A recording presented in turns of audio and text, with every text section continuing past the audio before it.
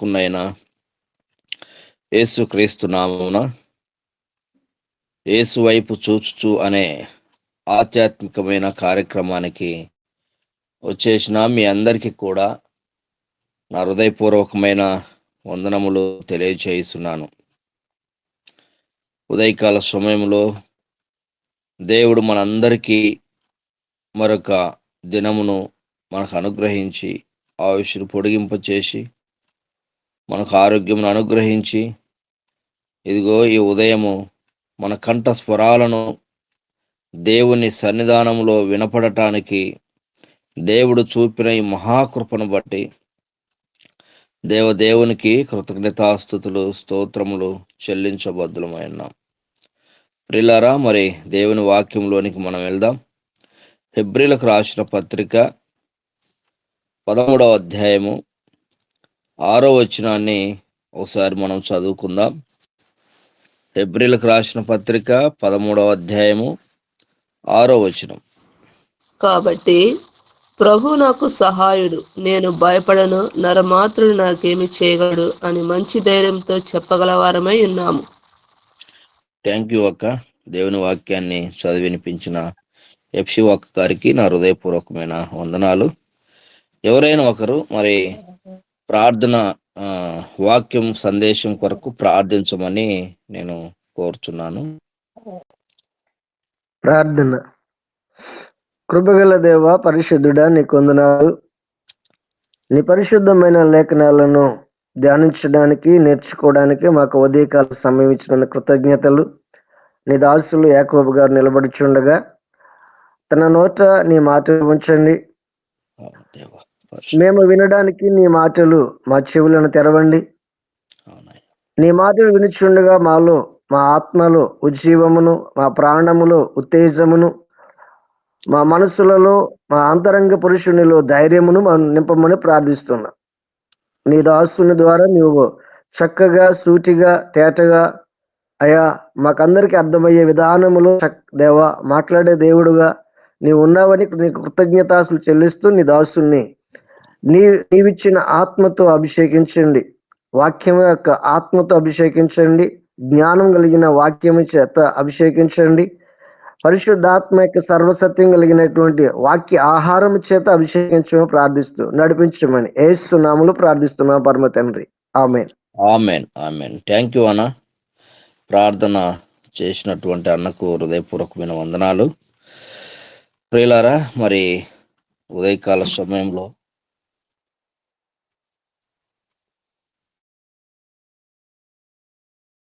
దేవుని వాక్యాన్ని మనం ధ్యానించుకోటకు ముందుకు వెళ్దాం. మనం చదువుకున్నటువంటి వాక్య భాగాన్ని మరొకసారి మనం జ్ఞాపకం చేసుకున్నట్లయితే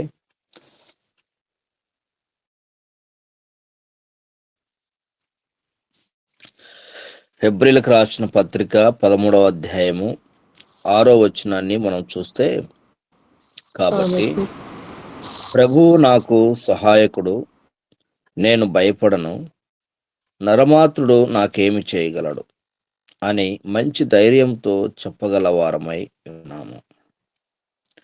ఈ ఉదయకాల సమయంలో చేరి వచ్చిన మిమ్మల్ని అందరినీ కూడా ఒక విషయాన్ని అడగాలని నేను ఆశిస్తూ ఉన్నాను. ఏంటంటే, మీలో మనందరిలో భయము అనేటువంటి ఆ వాడు, ఆ పదము తెలియని వారు ఎవరైనా ఉన్నారా? భయము అనేది ఇంతవరకు నా జీవితంలో ఎప్పుడు నేను చూడలేదు, అది ఎలాగుంటుందో నేను ఇంతవరకు భయము అనేది నా జీవితంలో చూడలేదు అనేవారు ఎవరైనా ఉన్నారా? అలా ఉండగలిగితే గిన అలాంటి వారు ఎవరైనా ఉన్నారు అని అంటే గిన మీరు మీ హస్తాన్ని చూపించవచ్చు. ప్రియులారా, మరి ఎవరు అలా చూపించలేదు గనక మనందరికీ కూడా భయము అనేది మనల్ని మనం చూచున్న వాళ్ళం. ప్రతి ఒక్క వ్యక్తి భయపడాలి, భయపడతారు కూడా. ప్రతి ఒక్క వ్యక్తి భయపడతారు కూడా. అనేక సందర్భాలలో, అనేక పరిస్థితులలో, అనేకమైనటువంటి విధి విధానాలలో ప్రతి మనిషి కూడా భయపడుతూ ఉంటాడు. అయితే ఇక్కడ మనం చూస్తే దేవునికిము చాలా అద్భుతమైనదండి. దేవుని వాక్యము ఆశ్చర్యకరమైనది. దేవుని వాక్యము మన జీవితాలకు ఎంతో విలువైనదిగా మనం చూస్తున్నాం. ఇక్కడ మనం చూసినప్పుడు కాబట్టి ప్రభువు నాకు సహాయుడు, నేను భయపడను. ఈ వాక్యాన్ని రచించినటువంటి వ్యక్తి తెలియచేస్తున్నాడు ఏంటనంటే, నేను భయపడను. అదేంటి, ఎందుకు ఆయన భయపడ్డు అని అంటే, అక్కడ ఒక అద్భుతమైన మాటను మనం చూస్తున్నాము. ఏంటి అని అంటే, ప్రభువు నాకు సహాయకుడు. ఆయన అంటున్నాడు, నేను భయపడను. నేను ఎందుకు భయపడను అని అంటే, నాకు ప్రభువు సహాయకుడుగా ఉన్నాడు. నా ప్రభువు నాకు సహాయకుడుగా ఉన్నాడు కనుక నేను భయపడను. ఎంత అద్భుతమైన మాట! ఒకసారి ఆలోచించుకొని మనము మరి ముందుకెళ్ళాలండి. సాధారణంగా లోకంలో ఉన్నవారు భయపడతారు. మరణం అంటే భయము, లేకపోతే లైట్ లేనప్పుడు వెళ్ళటానికి, చీకటిలో నడవటానికి భయపడతారు. ఇంకా రకరకాల భయాలు మనం చూస్తాము. కానీ ఈయన అంటాడు, ప్రభువు నాకు సహాయకుడు. ప్రభువు నాకు సహాయకుడు గనుక నేను భయపడను. ఒకసారి ఆలోచిద్దామండి. ఎందుకు ప్రభువే నాకు సహాయకుడు అని అంటున్నాడు? నా దేవుడు నాకు సహాయకుడు అనొచ్చు కదా. లేకపోతే ఇంకా యేసుక్రీస్తు ప్రభు వారికి ఎన్నో పేర్లు ఉన్నాయి. మనము మత్తయి సువార్త, మార్కు సువార్త, యోహాను సువార్తలలో మనం చూస్తాం. నజరేతు వాడని, యూదుల రాజు అని, మరి యేసుక్రీస్తు ప్రభు అని, మరి ఇంకా మనం అనేకమైన పేర్లను మనం చూస్తాం. ఆ పేర్లలో ఏవైనా ఒకటి యాడ్ చేసి ఆయన నాకు సహాయకుడు అని చెప్పి అనొచ్చు. ఎందుకు ప్రభువే నాకు సహాయకుడు అని అంటున్నాడు అని అంటే, ఒకసారి మనం ఆలోచిస్తే ప్రభువు నాకు సహాయకుడు అన్న పదానికి అర్థం ఏంటి అని అంటే, ప్రభువు అనగా పరిపాలన చేసేవాడు అని అర్థం. ప్రభువు అనగా అర్థం ఏంటంటే పరిపాలన చేసేవాడు, లేకపోతే రాజు, ఇంకా చెప్పాలంటే పరిపాలన అధికారి అని మనము చూడొచ్చు.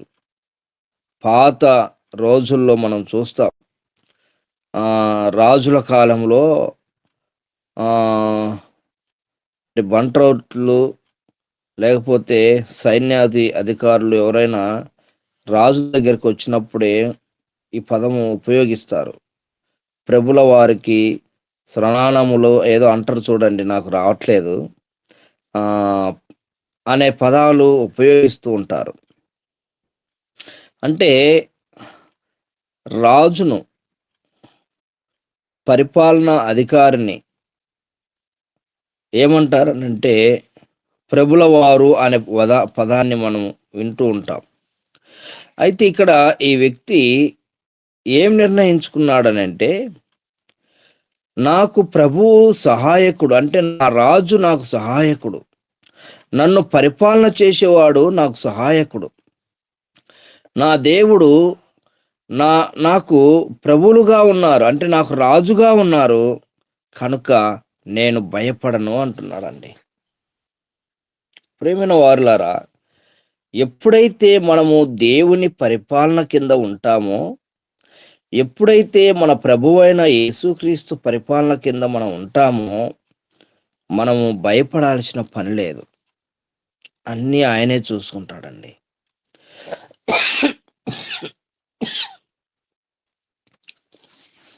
అన్నీ కూడా మన ప్రభుల వారే మనకు అనుగ్రహిస్తాడు అనే సత్యాన్ని మనం మర్చిపోకూడదు.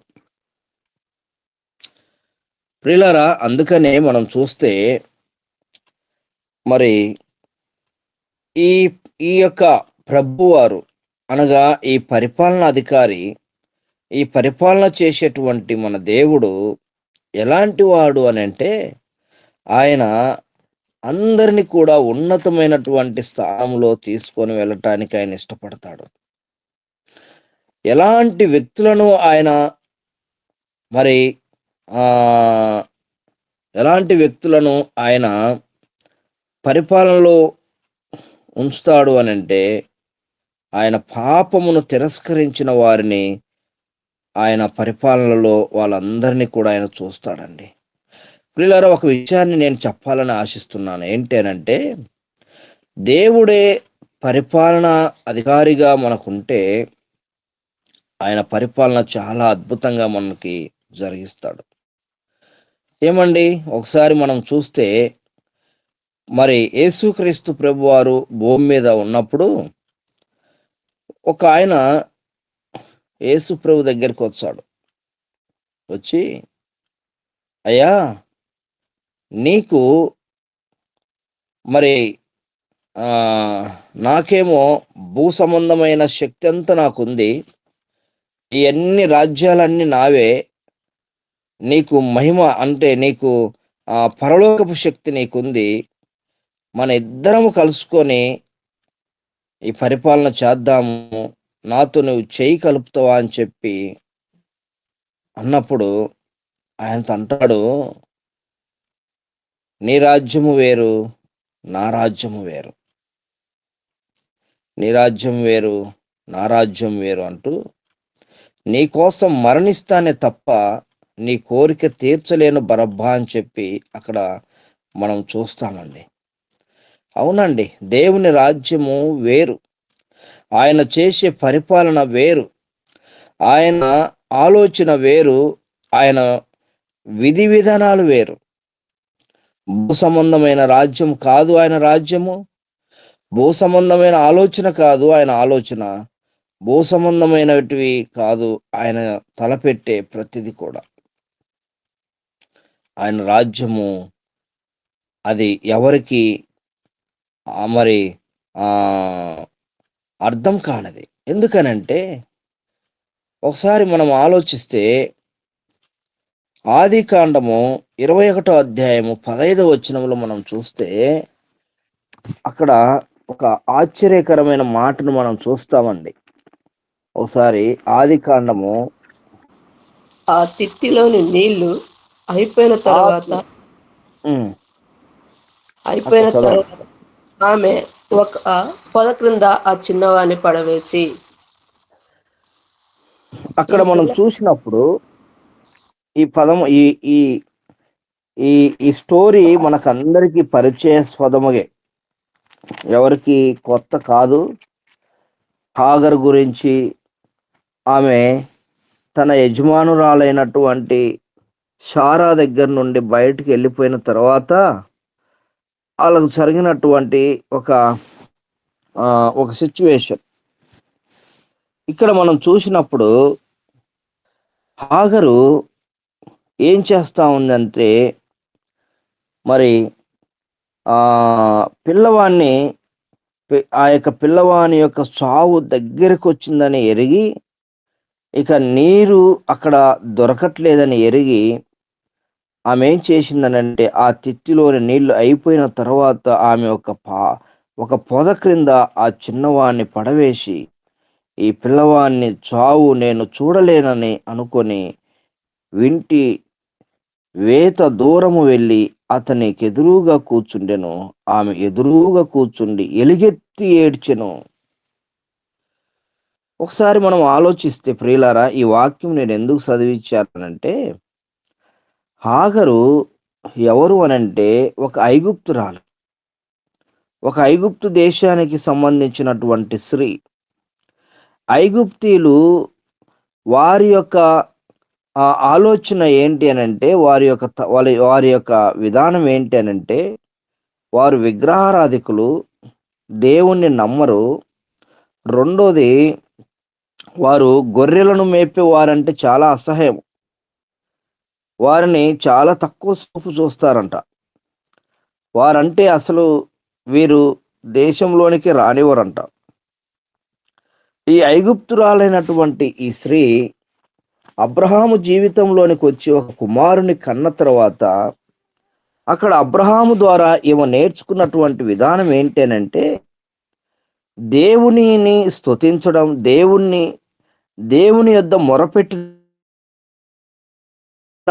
దేవుడు ఖచ్చితంగా ప్రతిఫలడు అనేటువంటి ఒక మంచి గుణగణాన్ని అబ్రహాం దగ్గర నేర్చుకున్నట్టుగా మనం చూస్తున్నాం. ఎందుకనంటే, ఆమె ఇప్పుడు అరణ్యంలో ఉంది. తన కుమారుడు దాహముతో అలమటిస్తూ ఉన్నాడు. తర్వాత ఈమె కూడా దాహంతో అలమటిస్తూ ఉంది. ఆ సమయంలో ఎవరు గుర్తుకొచ్చినారనంటే, తను పరిపాలన చేసే తన యొక్క ప్రభువులు వారు గుర్తుకొచ్చినట్టుగా మనం చూస్తున్నాం. అక్కడ దేవుని సహాయము కొరకు, దేవుని యొక్క ఆ సమస్యను తీర్చడానికి దేవుడు గుర్తుకొచ్చినట్టుగా మనం చూస్తున్నాము. అయితే దేవుని సన్నిధిలో ఆమె ఏం చేసిందంటే, ఎలుగెత్తి ఏడ్చిందండి. ఎలుగెత్తి ఏడ్చింది. ఎలుగెత్తి ఏడ్చి దేవుని పాదాలు పట్టుకొని బ్రతిమలాడినట్టుగా మనం చూస్తున్నాం. ప్రియులారా, ఆయన పరిపాలన చేసేవాడని మనం విన్నాం. ప్రభుల వారు ఆయన పరిపాలనించేవాడని మనం తెలుసుకున్నాం. ఆ పరిపాలనలో ఎవరైనా సరే పశ్చాత్తాపపడి వినయముతో, విధేయతతో, తగ్గింపుతో దేవుని పాదాల దగ్గరికి వచ్చి, అయ్యా రాజా, దేవా, నువ్వు నాకు సహాయము చేయి నాయనా, నాకు గొప్ప కార్యములు చేయి తండ్రి, నా జీవితంలో ఇదిగో ఈ సమస్యతో నేను ఇబ్బంది పడుతున్నాను, నీవు నాకు సహాయము చేయనంటే వాళ్ళు ఎవరైనా సరేనండి, ఎంత పాపి అయినా సరే, ఎంత ఘోరమైన పాపి అయినా సరే, తిరస్కరింపబడినా సరే, వెలివేయబడినా సరే, నెట్టివేయబడినా సరే, అవమానింపబడినా సరే, చిపో అని గెంటి వేయబడినా సరే, వారు దేవుని దగ్గరికి వచ్చి, అయ్యా నా మొర వినండి, నాకు ప్రతిఫలం దయచేయండి, నాకు సహాయము చేయండి అని ప్రభు పాదాలు పట్టుకొనగలిగితే దేవుడు వారిని వదిలిపెట్టడండి, వారిని విడిచిపెట్టడండి, వారి మొర వింటడండి. వారి వారి యొక్క అక్కర్లను తీర్చటానికి ఆయన ముందుకు వస్తాడండి. హాగరు అలాంటి పరిస్థితుల్లోనే ఉన్నదండి. హాగరు అలాంటి స్థితిగతుల్లోనే ఉన్నదండి. అయితే దేవుడు, ఈమె ఐగుప్తురాలు కదా, మనకెందుకు, ఈమెను వదిలేద్దాం, ఆమె తిప్పలు ఆమె పడుతుందిలే, మనకెందుకులే అని చెప్పి దేవుడు కాముగా లేడు. అక్కడ ఏం చేశాడంటే, అరణ్యంలో నీటి బుగ్గను ఆమెకు అనుగ్రహించినట్టుగా మనం చూస్తున్నాం. ఎంత పరిపాలనా అధికారండి, ఎంత పరిపాలన చేసి దేవుడో చూడండి. ఆయన ప్రభుత్వంలో ఆయన మరి ఆయన ప్రభుత్వము ఎంత అద్భుతమైనటువంటి ప్రభుత్వమో ఒకసారి ఆలోచించండి. ప్రియులారా, ఈ ఉదయకాల సమయంలో దేవుని సన్నిధానానికి వచ్చిన మనం అందరము కూడా ఆలోచించాల్సిన విషయం ఏంటంటే, నా ప్రభువు నాకు సహాయకుడు అనే మాటను మనము చెప్పుకోగలగాలి. నా ప్రభువు నాకు సహాయకుడు గనక ఆయన నా అవసరతలన్నీ తీరుస్తాడు, నా అక్కర్లను తీరుస్తాడు, నా ప్రతి విషయం ఆయనకు తెలుసు. ఎందుకంటే ఆయన నన్ను పరిపాలించే దేవుడు గనక, నేను ఆయన పరిపాలన కింద ఉన్నాను గనక నాకు ఏమేమి కావాలో ఆయన తెలుసు గనక నాకు ప్రతిదీ కూడా ఇవ్వటానికి సిద్ధముగా ఉన్నాడు అనే ఈ దృఢ సంకల్పన, ఈ దృఢ విశ్వాసము మన జీవితంలో ఉండాలండి. ఎప్పుడైతే ఆ పరిపాలన చేసే దేవుణ్ణి తిరస్కరిస్తామో, ఆ ప్రభుల వారిని తిరస్కరిస్తామో, మనం చాలా నష్టపోతాం, చాలా మంది విచారకరం ఏంటనంటే, యేసు ప్రభువే ఆయనే మనకు అధికారిగా ఉంటానంటే, ఆయనే మనకు రాజుగా ఉంటానంటే, ఆయన మనల్ని పరిపాలన చేస్తానంటే తిరస్కరిస్తారు. వద్దు అని అంటారు. నీ పరిపాలన మాకు వద్దు, నీవు మాకు అవసరం లేదు, మేమే చేసుకుంటామని చెప్పి చాలా నష్టపోయినటువంటి పరిస్థితులను మనం చాలా సందర్భాల్లో చూస్తాం. ఒకసారి దేవుని వాక్యంలో మనం చూస్తే కీర్తనల గ్రంథము ఒకసారి మనము కీర్తన గ్రంథంలోనికి వెళ్తే, కీర్తన గ్రంథం 12వ అధ్యాయం 4వ వచనాన్ని ఒకసారి చదవండి.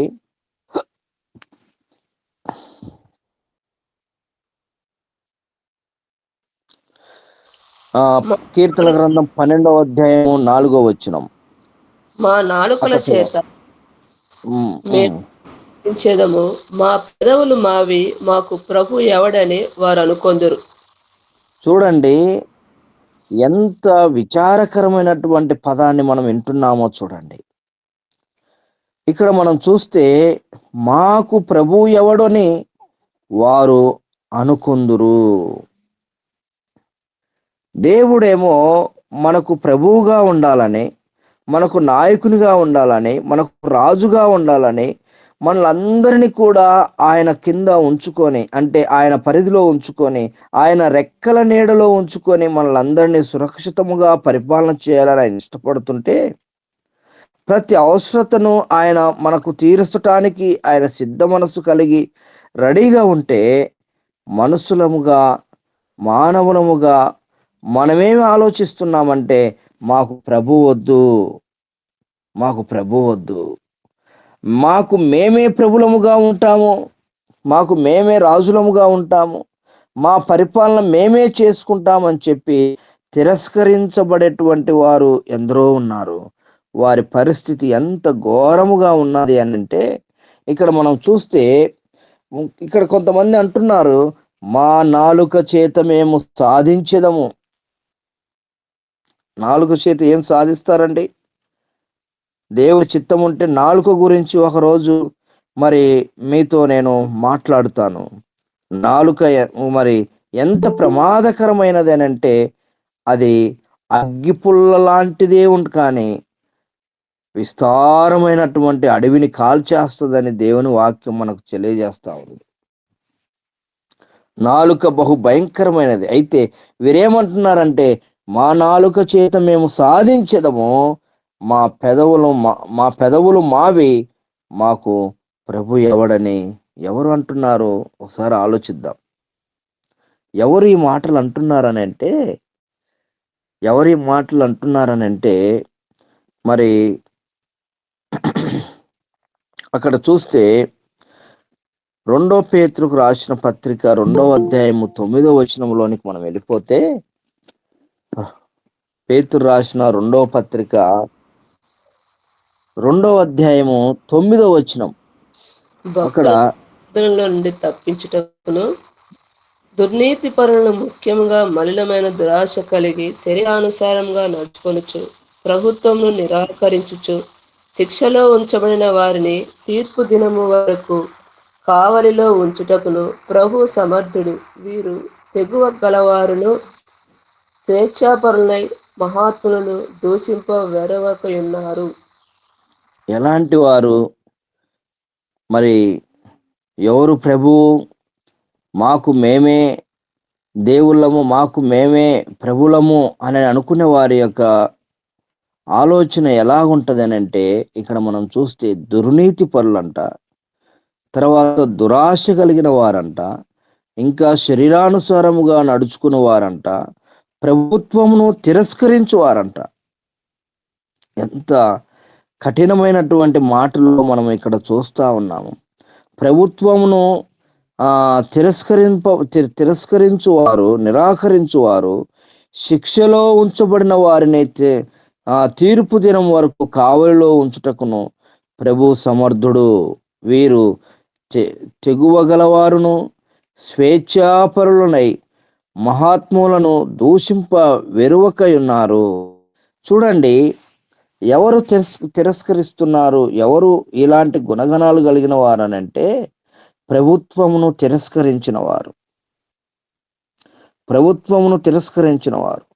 ఏ ప్రభుత్వము లోక సంబంధమైనటువంటి ప్రభుత్వానికేమో అందరూ కూడా లోబడతారు, పరలోక సంబంధమైనటువంటి ప్రభుత్వానికేమో లోబట్టం లేదు.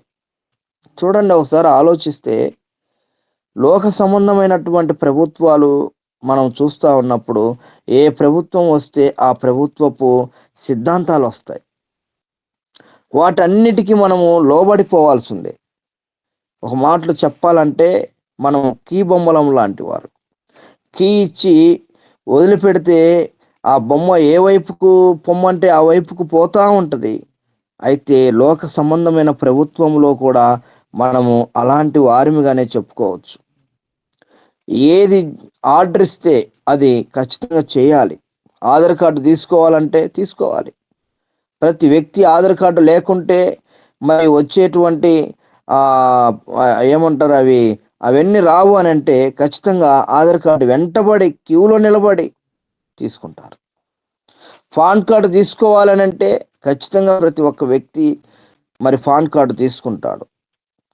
తంబేయాలి, ఈకేవైసీ చేసుకోవాలి అని అంటే బ్యాంకుల చుట్టూ తిరిగి, ఈ మధ్య కాలంలో చిన్నపిల్లలకు మరి ఆధార్ కార్డులు తీయాలంటే క్యూలో నిలబడి పాపం ఎంతసేపు అయినా కూడా నిలబడి తీస్తూ ఉన్నారు.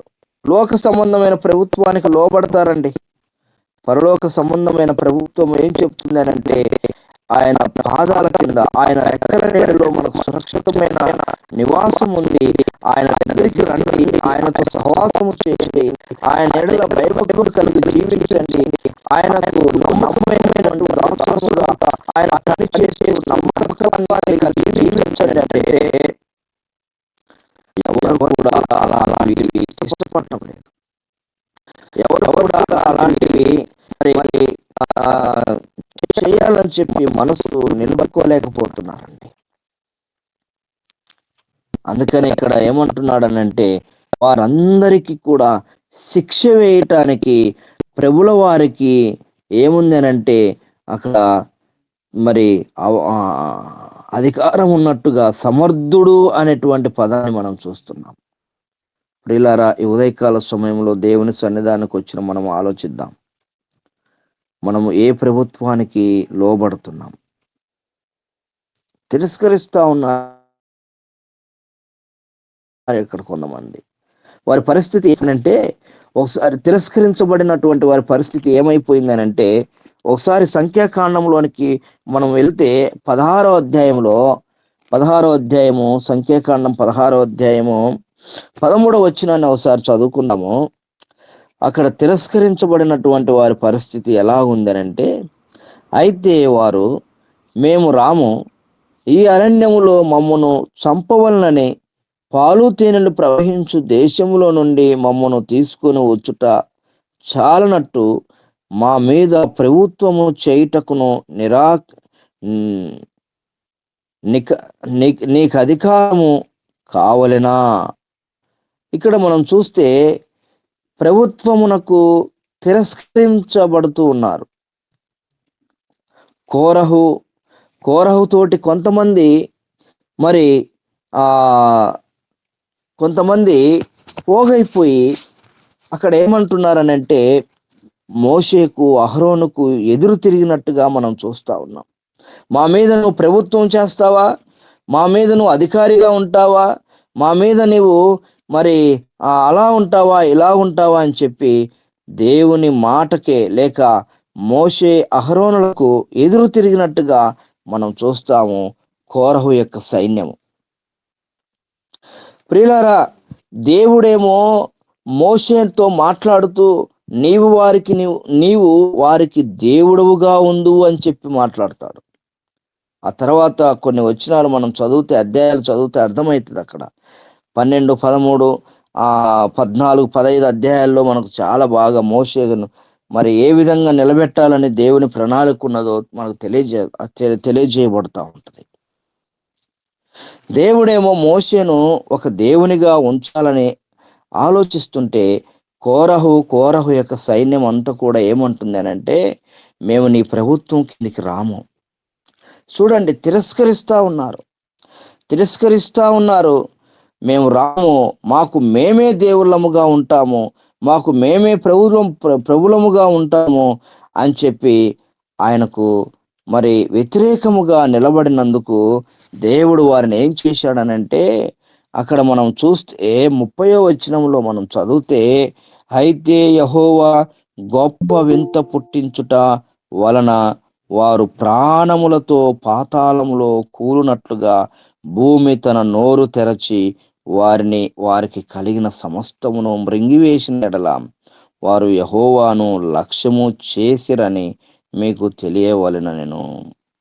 ఎంత ఘోరం జరిగిపోయిందో చూడండి. వారు ప్రాణములతో ఉండగానే భూమి చీల్చబడింది, ఆ భూమిలోకి వాళ్ళు వెళ్ళిపోయారు. వారు ప్రాణములతోనే ఆ భూమి లోపలికి వెళ్ళిపోయినట్టుగా మనం చూస్తాం. సాధారణంగా చనిపోయిన వారిని భూమి లోపల పెట్టేస్తారండి, కానీ వీరు బ్రతుకున్నగానే భూమి లోపలికి వెళ్ళిపోయినట్టుగా చూస్తున్నాం. ప్రియులారా, ఎంత విచారకరమో ఒకసారి ఆలోచిద్దాం. ఎందుకనంటే దేవుడు ఇజ్రాయెల్ ప్రజలని ఒక ప్రణాళికబద్ధముగా మరి ఐగుప్తు దేశం నుండి పాలు తేనెలు ప్రవహించే దేశానికి వారిని నడిపిస్తూ ఉన్నాడండి. ఏమండి, దేవునికి ఈ ఆలోచన లేదండి.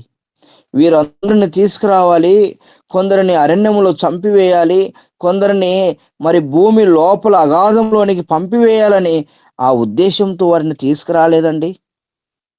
అలాంటి ఉద్దేశంతో వారిని మరి ఐగుప్తు దేశం నుండి పిలవలేదండి. ప్రతి ఒక్కరిని కూడా పాలు తేనెలు ప్రవహించే దేశంలో అడుగు పెట్టియాలి అని ఒక దృఢ నిశ్చయితతో దేవుడు వారందరిని తీసుకొస్తుంటే, వీరి క్రియల ద్వారా, వీరి పరిస్థితి ద్వారా, వీరి వ్యతిరేకత ద్వారా, వీరి యొక్క నొల్లని స్వభావము ద్వారా ఏమైపోయారనంటే, ఆ కానాను దేశానికి చేరకపోక అరణ్యములో వారు చాలా మంది నిద్రించినట్టుగా మనం చూస్తున్నాం. చాలా మంది ప్రాణములతోనే భూలోకంలోనికి వెళ్ళిపోయినట్టుగా, ఆ భూమి లోపలికి వెళ్ళిపోయినట్టుగా మనం చూస్తున్నాం. దీనికి కారణం ఏంటనంటే, దేవునికి తిరస్కరింపబడుట. దేవుని సన్నిధిలో వారు తిరస్కారము చేశారు గనక, ఆయన ప్రభుత్వమునకు లోబడలేదు గనక ఆ విధమైనటువంటి శిక్షకు గురైనట్టుగా మనం చూస్తున్నాం. దేవుడు నీ పక్షాన నా పక్షాన వేసిన ప్రణాళిక, ఆలోచన ఏంటి అని అంటే, మనం ఉన్నతమైన స్థానంలో ఉండాలండి. ఇంకా మనం చదివితే ముందుకెళ్తే ఆయన ఆలోచన ఏంటనంటే, ఆయనతో కూడా మనం సమానులుగా ఉండాలని ఆయన కోరుకుంటున్నాడండి. అరే, నువ్వు మనిషివి కదా, తక్కువనివి కదా, నువ్వు ఇక్కడే ఉండు, నువ్వు ఇక్కడ ఉండు, నేను పైన ఉంటాను అనే దేవుడు కాదు మన దేవుడు. తండ్రి కుడిపాక్షమున ఆయన ఉంటున్నాడు. ఆయనతో మనము కూడా సమానంగా ఉండాలని దేవుడు కోరుకుంటున్నాడు. ఎంత ప్రేమమూర్తి అండి ఆయన, ఎంత ఆశ్చర్యకరుడు ఆలోచించండి. ఆయన దగ్గర స్వార్థం లేదు. ఆయన దగ్గర చిన్న పెద్ద అనే తారుతంబ్యాలు లేవు. ఆయన ఇష్టపడేది ఏంటనంటే, ఆయనతో సమానంగా మనం ఉండాలని. ఎంతమంది ఆ విధంగా ఉండాలని ఇష్టపడుతున్నారు? ఎంతమంది ఆయనతో సమానంగా ఉండాలని ఇష్టపడుతున్నారు?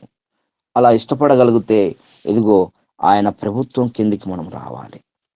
ఆయన ప్రభుత్వం కిందికి మనం రావాలి. ఆయన ప్రభుత్వం చేయుచున్నాడు. అక్కడ మనం చదివాం కదా, దేవుడే నాకు ప్రభువుగా ఉన్నాడు గనక నేను భయపడను. దేవుడే మనకు ప్రభువుగా ఉన్నాడు. ఆయన మనకు ప్రభువుగా ఉన్నాడు.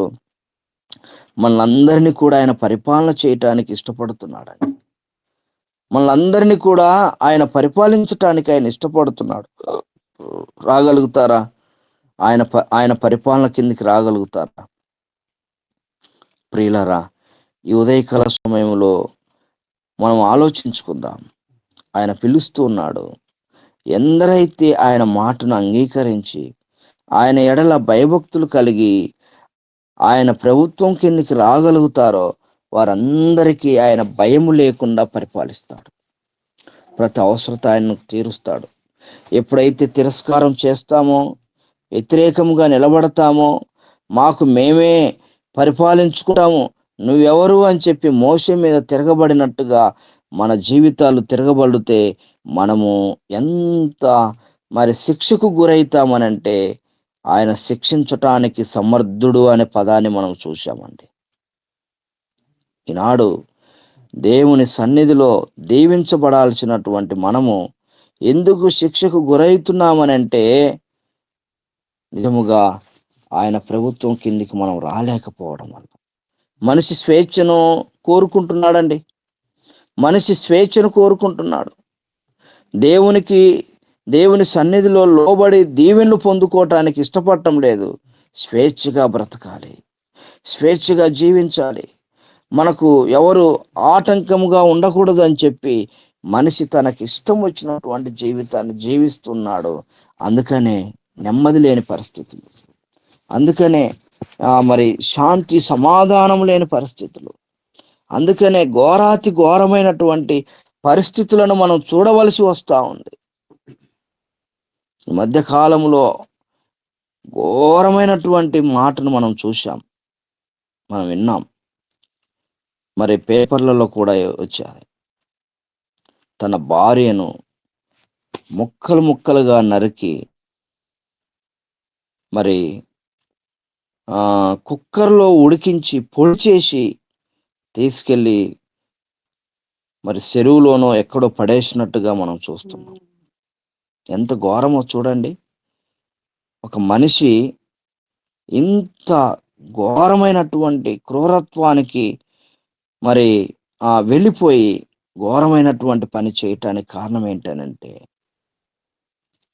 దేవునికి లోబడి ఆయన పరిపాలన కింద ఉంటే, ఆయన ప్రభుత్వమునకు సరెండర్ అయి ఆయన ఆయన పరిధిలో ఉండగలిగితే ఇలాంటి ఆలోచనలు రావండి. ప్రియులారా, ఈ ఉదయకాల సమయంలో దేవుడు మనలందరితో మాట్లాడుతున్నాడు. ఏంటనంటే,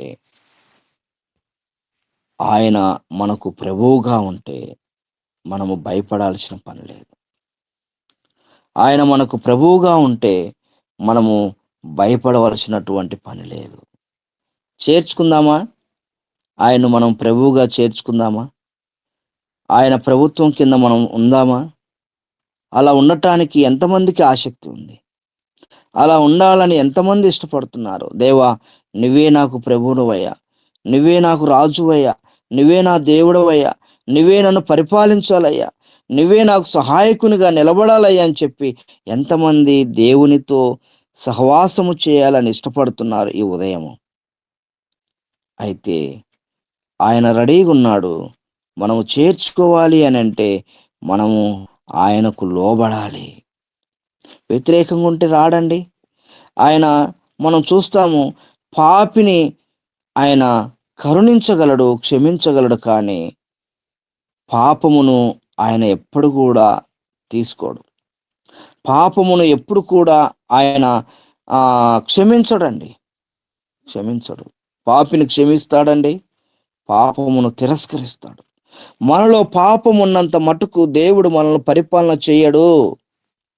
మనలో అతిక్రమములు ఉన్నంత వరకు దేవుడు ఎప్పుడు కూడా ఈ బిడ్డ నా యొక్క ప్రభుత్వములో ఉన్నవాడు, నా పరిధిలో ఉన్నవాడు అని చెప్పి ఆయన చెప్పుకోడండి. పాపము ఆయనకు వ్యతిరేక పదము, పాపము ఆయన అసహించుకునేది.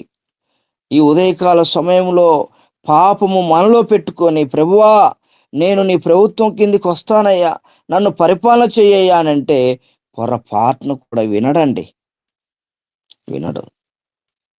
ఎప్పుడైతే మన పాపములను మనం ఒప్పుకుంటామో, ఎప్పుడైతే మన పాపములను మనం తీసివేసుకుంటామో, ఈ మలిన జీవితాన్ని ఎప్పుడైతే మనము తిరస్కరించి దాన్ని నెట్టివేసి మనము శుద్ధీకరింపబడతామో, దేవుడు అలాంటి హృదయాన్ని, అలాంటి మనసును, అలాంటి జీవితాన్ని ఆయన మన జీవితంలోనికి వచ్చి మనల్ని పరిపాలించటానికి ఆయన ఇష్టపడతాడు. ప్రియులారా, ఈ విధమైనటువంటి ఆలోచన మనం అందరము కలిగి ఉండాలి. ఈ ఉదయము దేవుని సన్నిధిలో ఎందుకో మనం నిలబడాము, ఎందుకో మనలందరికీ కూడా ప్రాణాన్ని ఇచ్చాడు, ఊపిరినిచ్చాడు, ఇంకొక దినాన్ని ఇచ్చాడు. ఈ దినం మనం ఆలోచించాల్సిన విషయం ఏంటంటే, ఇన్ని దినాలు మనము లోక సంబంధమైన ప్రభుత్వములకు లోబడిపోయి, లోక సంబంధమైన ప్రభుత్వానికి సరెండర్ అయిపోయి, అది ఎలా తిప్పితే అలా తిరుగుతూ ఉన్నామేమో. ఇదిగో ఈ దినము ప్రభువు నిన్ను పరిపాలించటానికి ఆయన సిద్ధంగా ఉన్నాడు. ఆయన కిందికి రాగలిగితే నీ సమస్త అవసరతలు ఆయన తీరుస్తాడు. నీవు భయపడాల్సిన పని లేదు.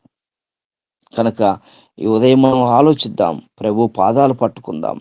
అయ్యా, నీవు నాకు అధికారిగా ఉండు నాయన, నా అవసరాలు తీర్చు నాన్న. ఎన్నో దినాల నుంచి నేను ఫలాని సమస్యతో ఇబ్బంది పడుతున్నాను. ఎన్నో సంవత్సరాల నుంచి నేను ఇదిగో ఫలాంది కావాలని చెప్పి ఎదురు చూస్తున్నాను, దొరకట్లేదు. నువ్వు నాకు రాజువు కదా, నాకు అధికారివి కదా, నన్ను పరిపాలించే దేవుడవు కదా, నాకు తీర్చు నాయనని చెప్పి ప్రభు పాదాలు పట్టుకొని ఎప్పుడైతే మనం బ్రతిమలాడుతామో దేవుడు సహాయం చేయటానికి ఆయన సిద్ధంగా ఉన్నాడు. దేవుడి మాటలు దీవించి మన ఎదుట ఆశీర్వదించును గాక. ఆమేన్.